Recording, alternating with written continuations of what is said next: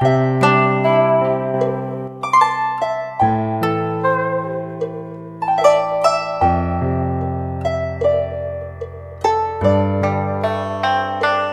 hội hiện nay có một đặc điểm ngầm, đó là lời nói phải hiểu ngược lại, hành động cũng phải làm trái ngược. Ví dụ, khi nhìn thấy một thứ gì đó, nếu bản thân càng thích, càng phải tỏ ra không thích thì mới có thể đạt được. Nếu bản thân càng vui vẻ, càng phải tỏ ra bình tĩnh, càng giận dữ, càng phải tỏ ra thản nhiên. Người ta càng nói không quan tâm thì thực ra trong lòng lại càng để tâm. Người càng nói không sao đâu thì thực ra trong lòng càng nhiều vấn đề. Vì vậy, khi nghe người khác nói, chúng ta cũng phải nghe ngược lại. Khi quan sát người khác hành động, phải xem xét ngược lại. Học cách lắng nghe và hiểu ngược, thuận theo ngược chiều, bạn mới là người bình thường. Nếu nghe gì tin nấy, hiểu gì nghĩ nấy, thì bạn mới là người không bình thường, và người chịu tổn thương nhiều nhất chính là bạn. Tôi biết cuộc sống của bạn rất bận rộn. Dù vậy, những điều tôi nói không phải dễ tiếp thu, đặc biệt rất khó nắm vững nếu bạn chỉ nghe qua một lần. Lời khuyên của tôi là nên xem đến cuối, nghe đi nghe lại nhiều lần lúc bạn rảnh rỗi hoặc đang làm việc nhà. Hãy chia sẻ và lưu lại danh sách phát để thuận tiện hơn cho bạn. Tôi dám chắc trong vòng vài tháng ngắn ngủi, tư duy của bạn sẽ phát triển vượt bậc lên một tầm cao mới. Trong toán học, có một quy tắc gọi là hai số âm nhân nhau ra số dương. Nghĩa là khi một số âm nhân với một số âm khác, kết quả lại là số dương. Nhưng khi một số dương nhân với một số âm, kết quả lại là âm. Quy tắc này dạy chúng ta rằng khi người khác chơi trò gian trá, giả dối, bạn cần phải gian trá và giả dối hơn họ, thì kết quả mới là tích cực. Suy nghĩ, nói và làm cũng tuân theo logic này. Ngược lại thì thành đúng. Mọi người đều bày tỏ ngược chiều, đối đáp ngược chiều, kết quả cuối cùng lại là đúng. Hiểu được quy tắc này, chúng ta sẽ ngay lập tức thông suốt nhiều điều trước đây không thể hiểu. Ví dụ, nhiều người miệng luôn nói về nhân nghĩa đạo đức, mở miệng ra là vì lợi ích của người khác, nhưng trong lòng họ lại tính toán lợi ích cho bản thân. Bởi vì càng thiếu điều gì, người ta càng muốn thể hiện điều đó. Cần cẩn trọng với những người miệng nói lời hay ý đẹp, vì thường họ tính toán trong lòng rất sâu xa. Không nên dễ dàng tin vào những gì người ta nói, bạn chỉ nên nhìn vào hành động thực tế của họ. Xã hội này rất tinh vi. Mọi thứ mà bạn có thể nhìn thấy trực tiếp thường là giả dối. Ví dụ như thu nhập của người nổi tiếng là giả, sổ sách công ty niêm yết là giả, bài nghiên cứu học thuật là giả, tỷ suất xem truyền hình là giả, số lượng đơn hàng trên sàn thương mại điện tử là giả, dữ liệu của các buổi livestream là giả, số lượng người theo dõi là giả, thậm chí cả cửa hàng trà sữa cũng phải bỏ tiền thuê người để tạo ra cảnh đông khách giả. Điều này khiến tôi nhớ đến câu trong Kinh Kim Cang: phàm sở hữu tướng, giai thị hư vọng. Tạm dịch, mọi hiện tượng đều là hư ảo. Nếu ai có thể thấy rõ những thứ giả dối này, thì người đó có khả năng nhìn thấy sự thật. Như Lai không phải là một người, mà là một khả năng nhìn thấu sự thật. Trong binh pháp Tôn Tử có câu: hư thì thực chi, thực thì hư chi. Tạm dịch, hư thì làm cho nó thực, thực thì làm cho nó hư. Chiến thuật quân sự là không bao giờ chê bai sự lừa dối. Đây chính là điểm đặc biệt nhất của xã hội này. Nó thông qua một loạt biểu hiện bên ngoài để làm chúng ta lạc lối, thử thách khả năng suy nghĩ sâu sắc của chúng ta. Những người xây dựng được mô hình tư duy xuất sắc đều có khả năng suy nghĩ độc lập, từ đó vạch trần các hiện tượng giả và tiến đến thành công. Ngược lại, những kẻ theo đám đông và mơ hồ sẽ bị lừa dối bởi những ảo tưởng và cuối cùng sẽ bị xã hội đào thải, thậm chí bị lợi dụng. Trật tự và logic của xã hội này được thiết kế vô cùng khôn ngoan. Những ai có thể đứng vững và sống có hiểu biết trong xã hội này đều không phải người bình thường. Chúng ta thường nói rằng xã hội này có hai hệ thống trật tự.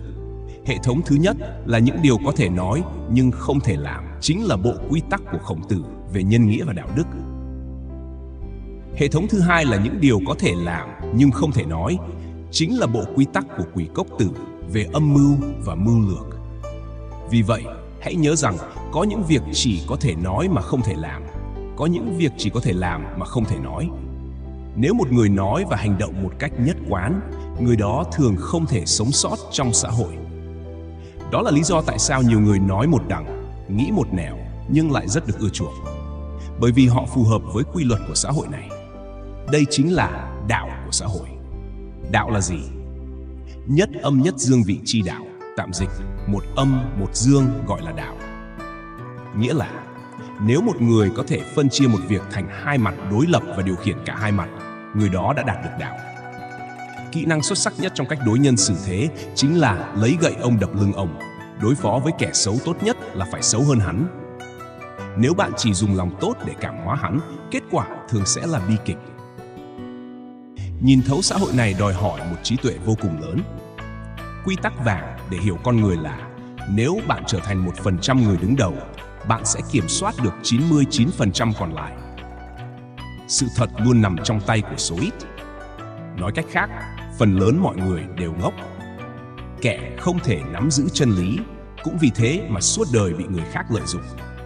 Trên thế giới, 99% người cả ngày chỉ nghĩ đến việc không làm mà hưởng, thích những cảm giác kích thích nhanh chóng và ngắn hạn, không thích suy nghĩ sâu xa, sống hời hợt. Bản chất của thương mại chính là kiếm tiền từ những điểm yếu này của con người. Tất nhiên, có một điều kiện quan trọng là trước hết bạn phải vượt qua những điểm yếu này của bản thân, trở thành một trong 1% số ít người. Chỉ khi đó, bạn mới có thể tự do vượt qua những người còn lại và thu phục họ một cách nhẹ nhàng, không vướng bận. Vì vậy, kiếm tiền cũng là một dạng tu luyện, là quá trình loại bỏ điểm yếu của con người, làm cho bản thân ngày càng trưởng thành và hoàn thiện. Nếu không, bạn cũng sẽ bị cuốn vào và chìm đắm trong nó. Vậy đạo đức lớn nhất của thương mại là gì? Đó chính là làm thỏa mãn lòng người. Trên thế giới, rất nhiều người có nội tâm thiếu thốn, không trưởng thành, thiếu lý trí và không thích suy nghĩ. Họ như những đứa trẻ to xác luôn kêu gào đòi hỏi. Và nếu bạn có thể đáp ứng nhu cầu của họ, khiến họ an phận, thì đó chính là một loại đạo đức, thậm chí là một loại công đức. Hai điều khó nhất trên đời là: thứ nhất, làm cho suy nghĩ của mình đi vào não người khác. Thứ hai, đưa tiền của người khác vào túi mình. Điều đầu tiên liên quan đến linh hồn, điều thứ hai liên quan đến lợi ích. Vì vậy, có câu nói rằng đụng đến lợi ích còn khó hơn đụng đến linh hồn. Điều thú vị là hai việc này thường xảy ra cùng lúc. Khi bạn có thể cài đặt suy nghĩ của mình vào trong não người khác, đụng chạm đến linh hồn họ, họ sẽ tự nguyện đưa tiền vào túi bạn, chạm đến lợi ích của họ. Do đó, khả năng đỉnh cao nhất trên thế giới là có thể cài đặt một hệ thống tư tưởng vào não của 99% số người kia. Với những người bình thường, nếu họ mãi chìm đắm trong các mồi câu của thương gia như video ngắn, chương trình giải trí, trò chơi, thì họ sẽ chỉ càng nghèo khó và càng bị lợi dụng. Chỉ có một số ít người bừng tỉnh, nhận ra rằng họ không thể mãi chìm đắm như vậy, bắt đầu học hỏi và suy nghĩ dài hạn. Từ đó mới có thể dần thoát khỏi tình cảnh của mình. Đây chính là trạng thái sống của 99% con người. Có nhiều bạn bè trên Facebook nhưng không ai nói chuyện thật lòng. Trong danh bạ có nhiều số điện thoại nhưng không ai liên lạc. Khi điện thoại đôi lúc có cuộc gọi từ người lạ thì hoặc là mời bạn vay tiền, hoặc là mời mua nhà, hoặc là giao hàng, hoặc là giao thức ăn. Nếu không thì là cuộc gọi làm phiền, lừa đảo. Công việc thì nhàm chán, không muốn tiến lên nhưng cũng không thể rút lui. Khởi nghiệp thì không đủ can đảm và vốn liếng. Cố làm gì đó thì cũng chẳng biết làm gì. Nằm dài nghèo khó nhưng lại không an tâm. Lúc đi ngủ thì nghĩ ra ngàn con đường nhưng sáng thức dậy lại không bước đi được con đường nào. Chương trình giải trí đã xem hết, phim truyền hình cũng không còn hứng thú, trò chơi đã chơi chán, chỉ còn biết dựa vào video ngắn và livestream để tiếp thêm năng lượng, nhờ mua sắm online và các đợt khuyến mãi để duy trì chút cảm xúc còn lại trong cuộc sống. Biết rõ mình rất trống rỗng nhưng lại không biết làm gì. Cảm giác mơ hồ, bất an, lo lắng và trầm cảm. Không có khả năng thay đổi, cũng không đủ dũng khí để rời đi. Ngày qua ngày, năm qua năm, sống trong sự bế tắc tuyệt vọng. Tuy nhiên, điều không thể lý giải nhất trong bản chất con người là người ta thường nghĩ rằng phải mất 5 năm để làm một việc tuyệt vời và trở thành một người tuyệt vời. Điều này dường như rất lâu. Nhưng nếu dành 40 năm để sống mơ màng, luẩn quẩn, bận rộn vô ích trong một nhóm người tẻ nhạt, thì lại không hề thấy lâu. mọi sự khổ đau trong cuộc sống, ngoại trừ nỗi đau thể xác do bệnh tật mang lại, thì tất cả những đau khổ khác đều xuất phát từ quan niệm và sự chấp trước của con người. Chính sự mê muội, không chịu thức tỉnh là gốc rễ của mọi khổ đau. Con người không phải bị sự việc trói buộc, mà bị chính cách nhìn nhận về sự việc đó trói buộc, tức là bị chính tư duy và nhận thức của mình giam cầm. Nhà tù lớn nhất trên thế giới chính là tư duy của con người. Mỗi người sống trong một nhà tù tư duy, một chiếc lồng nhận thức của riêng mình. Tương tự, mọi khổ đau từ bên ngoài đều là để nhắc nhở chúng ta rằng đã đến lúc phá vỡ những xiềng xích tư duy của bản thân. Nhưng thực sự thì số người có thể thức tỉnh là rất ít. Chúng ta thường nói rằng một người thức tỉnh nhờ 1% là sự nhắc nhở của người khác, còn 99% là nhờ vào những vết thương từ cuộc đời. Nhiều người thà vay 100 triệu để đi phẫu thuật thẩm mỹ còn hơn là nâng cao tư duy và nhận thức của mình. Lấy một ví dụ khác, nếu đặt một quả chuối và tiền trước mặt một con khỉ, nó chắc chắn sẽ chọn chuối vì nó không biết rằng tiền có thể mua rất nhiều chuối. Chúng ta cười sự ngu ngốc của con khỉ, nhưng thực ra chúng ta cũng thường mắc phải sai lầm tương tự. Ví dụ, nếu đặt tiền bạc và nhận thức trước mặt con người, phần lớn họ sẽ chọn tiền, vì quá nhiều người không biết rằng nhận thức không chỉ có thể đổi lấy nhiều tiền hơn, mà còn mang lại hạnh phúc và sức khỏe. Con người cũng giống như khỉ, luôn bị cuốn hút bởi lợi ích nhỏ trước mắt, mà không muốn suy ngẫm về những thứ sâu xa phía sau. Đây là thuộc tính cơ bản của động vật, và 99% số người vẫn giữ thuộc tính này, thậm chí còn mê muội trong đó, và mãi mãi không thể trở thành 1% số người còn lại. Làm thế nào để trở thành 1% số người này? Hiểu người là khôn ngoan, hiểu mình là sáng suốt, thắng người là có lợi, thắng mình mới là mạnh mẽ. Hiểu rõ bản thân, vượt qua chính mình là đặc điểm điển hình của 1% người này. Trước hết, đây là một chân lý khó hiểu. Thứ khó thấy nhất trong cuộc đời chính là bản thân mình. Dù chúng ta có soi gương, hình ảnh trong gương cũng chưa chắc là con người thật của chúng ta. Vì có một nguyên lý vật lý gọi là nguyên lý bất đối xứng. Vậy làm sao để nhìn thấy chính mình? Chỉ khi chúng ta va vào điều gì đó, phản ứng lại, thì lúc đó chúng ta mới có thể cảm nhận được và nhìn thấy chính mình. Vì thế, cách tốt nhất để nhìn thấy bản thân là coi người khác như tấm gương phản chiếu nội tâm của chúng ta. Tất cả những ham muốn, tham vọng, sự ngu muội hay những cảm xúc tiêu cực chúng ta thấy đều là sự phản ánh từ bên trong mình. Nếu chúng ta không chấp nhận hoặc không thích điều gì, điều đó có nghĩa là nội tâm của chúng ta đang thiếu một điều gì đó. Ví dụ, khi chúng ta thấy khó chịu với người khác khi họ khoe khoang tình cảm, có thể là do chúng ta thiếu thốn tình yêu trong lòng. Khi thấy người khác khoe khoang, chúng ta có thể cảm thấy bực bội vì bên trong chúng ta không đủ tự tin. Khi thấy người khác đau khổ, chúng ta cảm thông vì trong lòng cũng có những giọt nước mắt. Khi một điều gì đó xuất hiện trước mắt, chúng ta nên ngay lập tức quan sát lại bản thân. Tại sao tôi lại có cảm giác này? Nội tâm của tôi thiếu sót ở đâu? Điều mà người khác làm ta khó chịu nhất thường cũng là điều mà ta không thể chịu đựng nổi chính mình, nhưng ta lại không chịu thừa nhận điều đó. Do đó, những người và sự việc làm ta ghét, đố kỵ, oán hận sẽ cứ lặp đi lặp lại cho đến khi chúng ta chấp nhận nó. Đây thực ra là cách thế giới thúc ép chúng ta chấp nhận chính mình. Những hiện tượng bên ngoài khiến ta khó chịu xuất hiện là để khiến chúng ta trở nên hoàn thiện hơn. Quan trọng là liệu chúng ta có thể kịp thời nhận ra điều này hay không? Càng chống đối những xung đột này, trải nghiệm khó chịu sẽ càng kéo dài và tăng lên. Khi chúng ta quay vào nội tâm để nhận ra vấn đề của chính mình, chúng ta sẽ giải hòa với bản thân và mâu thuẫn với thế giới bên ngoài cũng sẽ tan biến. Sự giải hòa thực sự chính là sự giải hòa với bản thân. Khi chúng ta thông qua thế giới bên ngoài để soi lại chính mình, nhìn thấy và hoàn thiện bản thân và chấp nhận con người mình, thì cũng là lúc chúng ta chấp nhận cả thế giới. Đó chính là trạng thái viên mãn từ bên trong.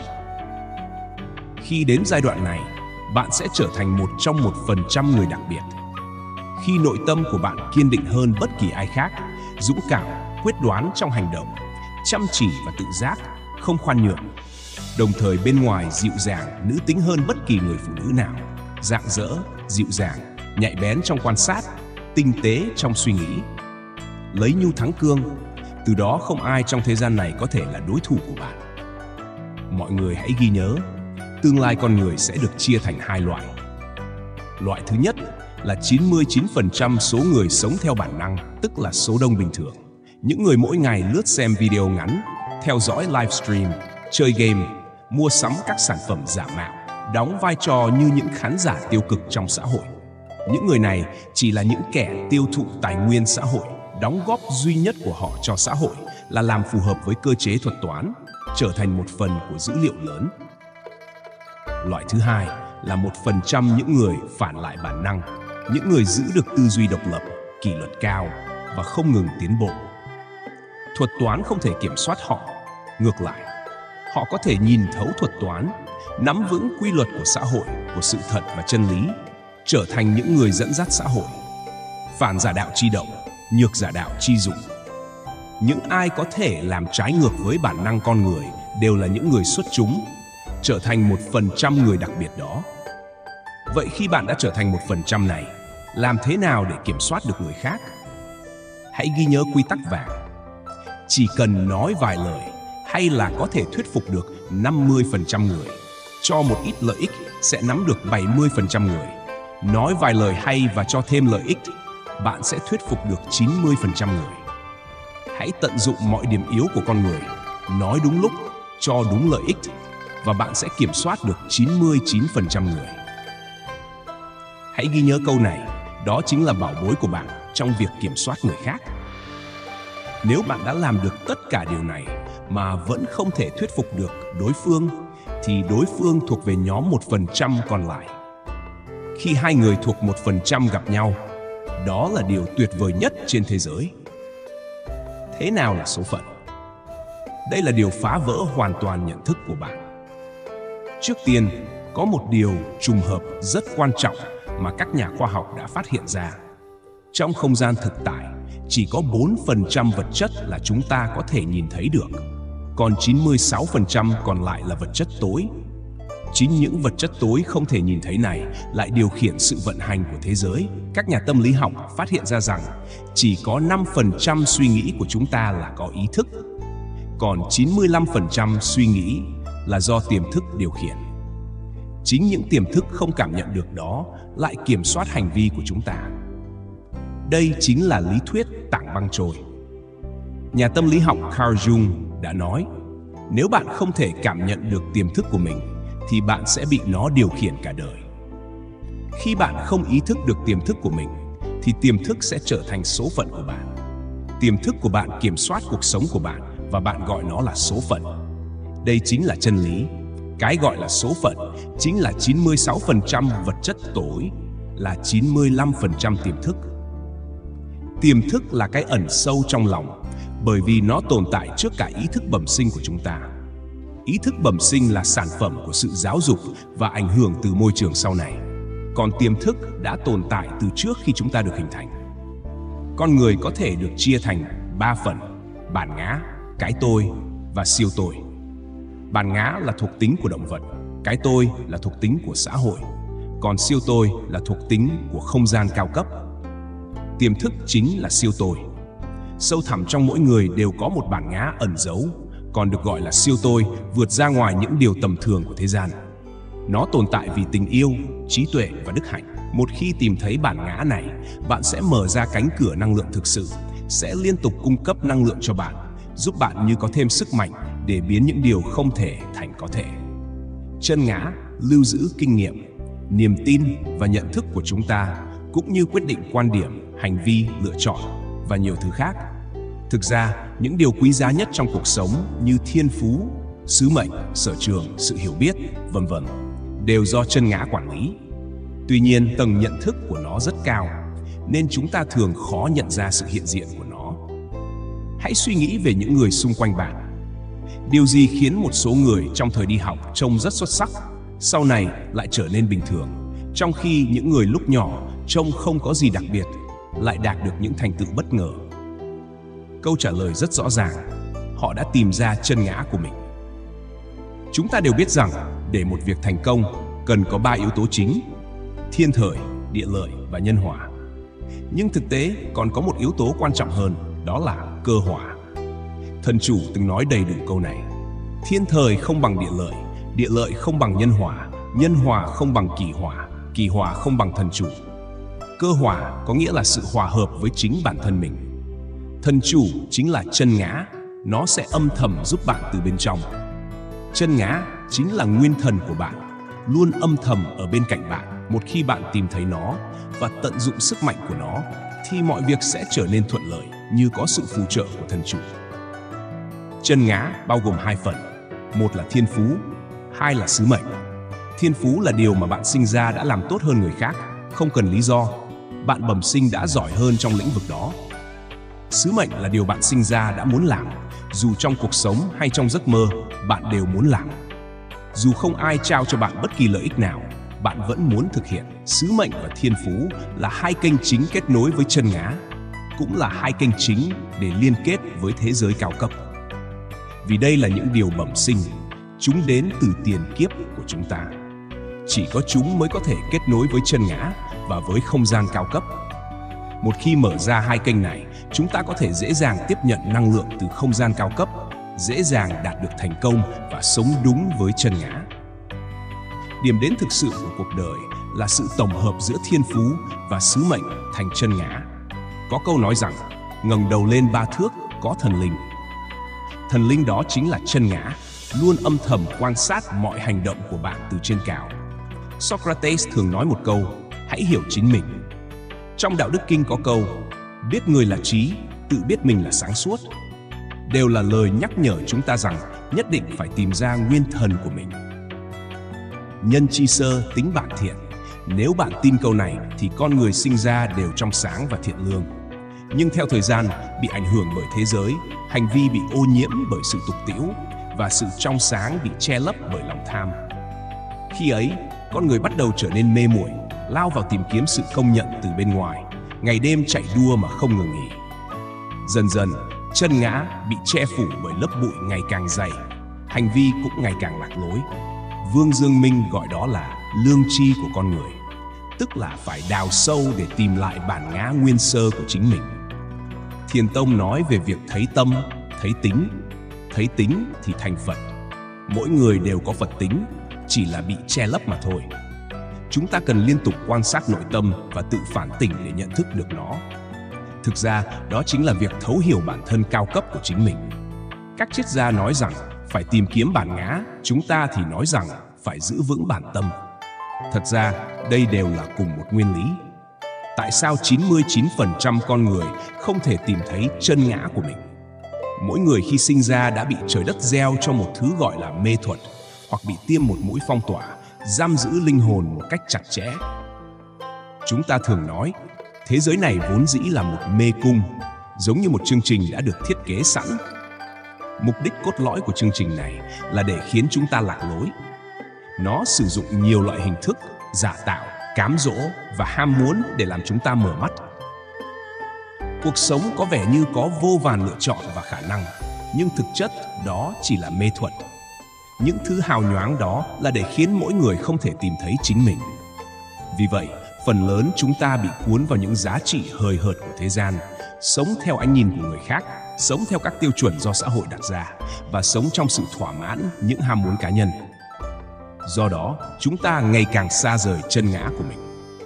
Những người sống như thế, dù có cố gắng đến đâu, có thành công cỡ nào, cuối cùng cũng không thể hạnh phúc. Bởi trong sâu thẳm tâm hồn, vẫn có một chân ngã đang kêu gọi.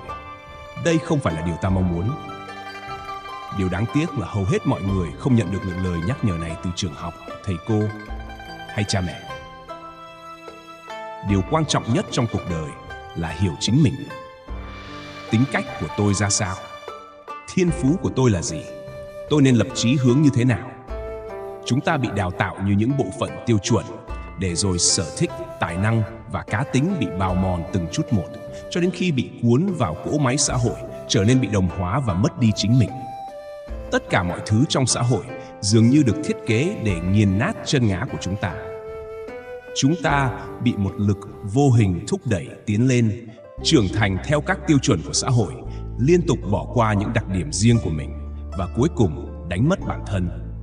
Ngay cả khi một số người thức tỉnh, tìm mọi cách thoát khỏi cảm giác bị áp chế, thì chỉ có 1% thực sự thành công. 99% còn lại bị nghiền nát hoàn toàn. Ngay cả khi bạn tốt nghiệp với thành tích xuất sắc và có một công việc lương cao nhưng áp lực lớn, nếu đó không phải là điều bạn thực sự muốn làm, sớm muộn gì bạn cũng sẽ rời bỏ nó vì chán nản. Nếu bạn học về khoa học và kỹ thuật nhưng đam mê thực sự của bạn là sáng tạo, sớm muộn gì bạn cũng sẽ dành thời gian rảnh để sáng tạo và có thể vì làm tốt điều đó mà từ bỏ công việc ban đầu. Tất cả sự mơ hồ, lo lắng và trầm cảm trong cuộc sống đều xuất phát từ việc chúng ta ngày càng xa rời chân ngã. Hãy thử suy nghĩ về cuộc sống của chúng ta. Phải chăng luôn có một tấm lưới lớn bao trùm lên chúng ta, khiến cả đời ta không thể thoát ra? Chúng ta gọi đó là số mệnh.